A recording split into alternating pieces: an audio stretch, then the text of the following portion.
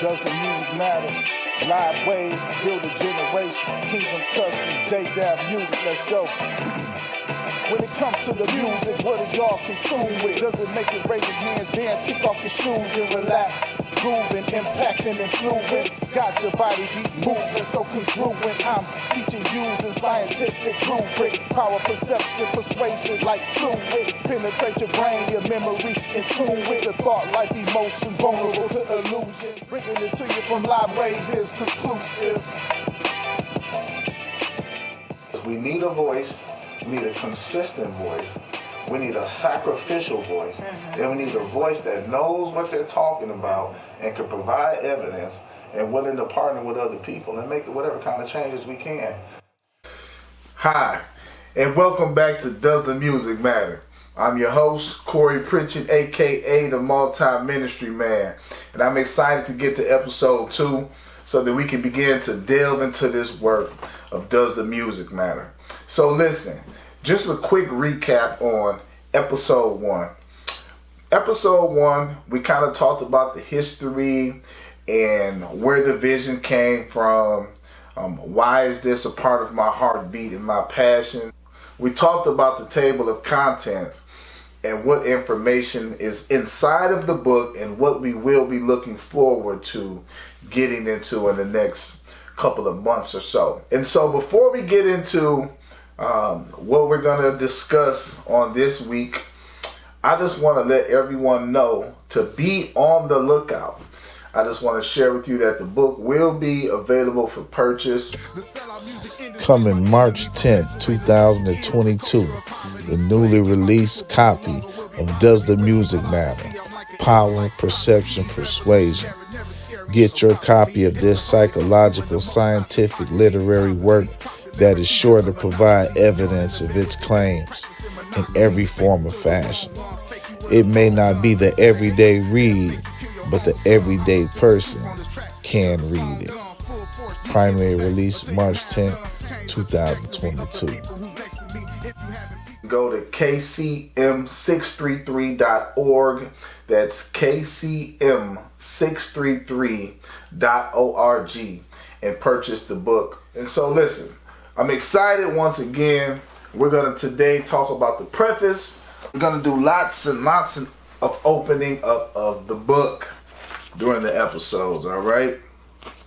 So, by demonstrating the power of music and its impact on the soul, the objective is to draw attention to variations of the reality of music's major capacity to have a positive or negative consequence on the character development of human behavior.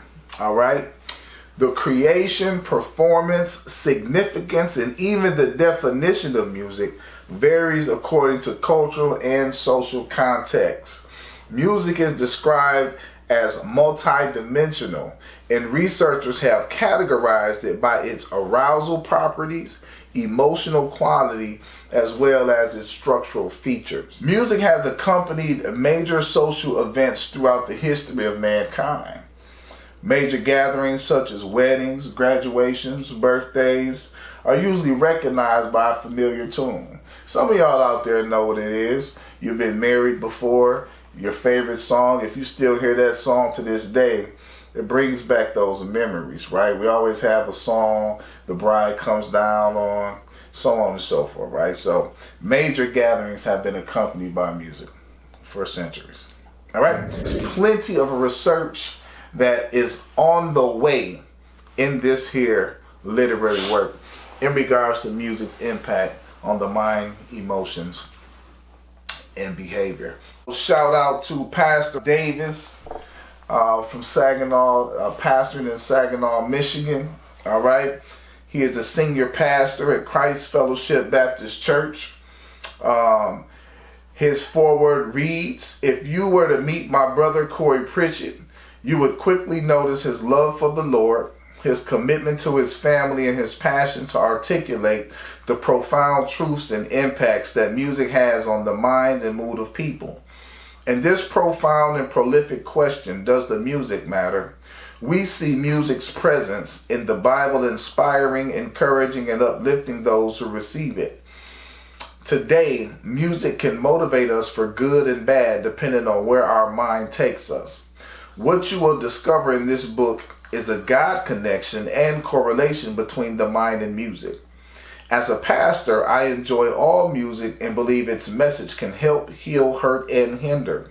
Readers of this work will undoubtedly receive relevant writing to understand why and how much the music matters. Thanks, Corey, for your transparency and wisdom. Well done, my friend. Thank you again, Pastor Bob Davis. Shout out to you, my guy. Appreciate you, man, for the phenomenal and articulate foreword. The next foreword, the brother of mine, Dr. Edward C. Jones, PhD, LCSW. He is an assistant professor at the United States Air Force Academy, all right, in Colorado Springs, Colorado. And he says in his foreword, in this book, Corey brilliantly uncovers the power, perception, and persuasion of music through a microscopic, biblical, and holistic lens that examines the scientific and phenomenological factors associated with the influence of music in our everyday lives. Based on the factors, it is without uncertainty, the type of music we listen to influences how we think, feel, and subsequently behave. As a music lover of all genres, I truly believe music can be therapeutic and toxic based on the context in which we choose the type of music we consume. Therefore, I encourage readers to open your mind to the role music plays in our everyday lives. Corey, thank you for sharing your thoughts and wisdom on the power of music, the perception, and the persuasion thereof throughout history and in our everyday lives. Again, shout out. Thank you, my brother, Dr. Edward Jones. Appreciate you, man. So grace and peace to them two guys. I'm now going to play a video from a British musician. He's a pianist. He's into classical music and has done studies on music for a very long time. I want you to get his perspective on what he has to say about the subject matter. Take a listen.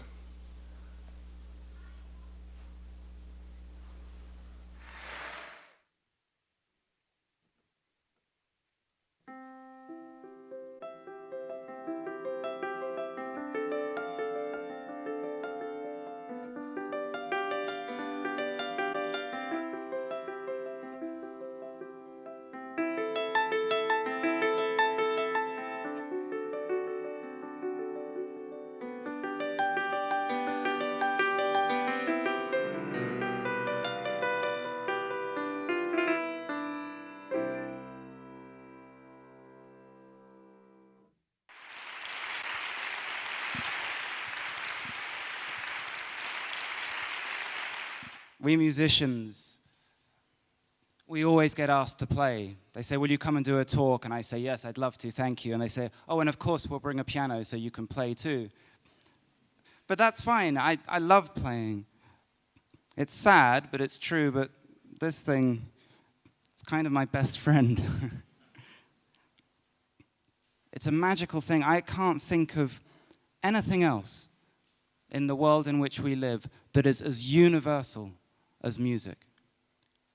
And it's one of those things, it's like it's a language that we don't know that we're all fluent in. It's amazing. And so learning an instrument, even listening to music, is something that I think we need more of in the world in which we live today.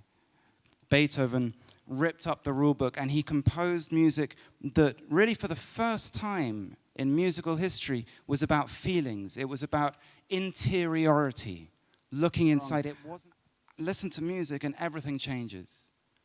You know, they say that the soul resides at that junction point between our inner and our outer worlds. That small space between dreams and fantasy and reality. I've got a lot of faith, but no religion. But there is no greater proof for the existence of God than Bach, Beethoven, Prokofiev, Chopin, Liszt, Brahms, Rachmaninoff, Shostakovich, Stravinsky, Schubert, Schumann, Ravel, Debussy, Scriabin, Bartok, Hummel, Haydn, Mozart. And that is a much, much, much stronger list of things to help us connect to that part of ourselves than trimipramine, fluoxetine, citalopram, olanzapine, lithium, any one of the dozens of medications and drugs that I've taken over the years. And of course, medication is important. It kept me alive for a bit. But music is where the real magic happens, much more than drugs. The saddest thing is that we know how powerful it is. We all know the impact it has. And yet, progressive governments all around the world have absolutely massacred music education. And remember, the power of music is just as powerful as the one who uses it. Grace and peace to you all. So like a gambler losing, I'm breaking pool stick. Pissed off, feeling ripped off with my students. Bombarded with lyrics, drug dealing and shooting. Artists looking success is so confusing. Portraying they cool, they demonstration is foolish. I'm telling everybody, come and get with the movement. Does the music matter? 13, the boost with truth. Bringing it to you from LiveWaves is conclusive.